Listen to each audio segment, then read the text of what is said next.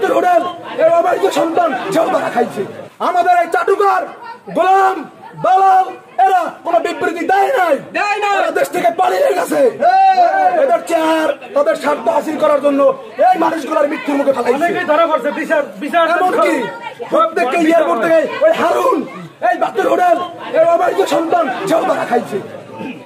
ঠিক আছে, আমার জীবন চাই আমরা স্বরাষ্ট্র আমরা আমাদের ভাই হয়ে থাকেন, আমাদের আপন ভাবেন, সহকর্মী কেউ বিরোধিতা যাবেন না। তবে দাবি এই পুলিশের সংস্কার করতে হবে।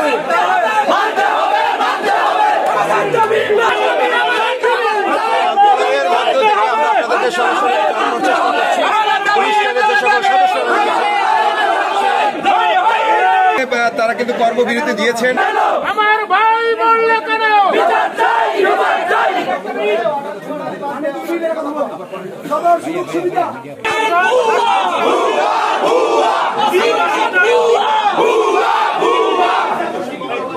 অফিসার কোনো অর্ডার হতে চাই না।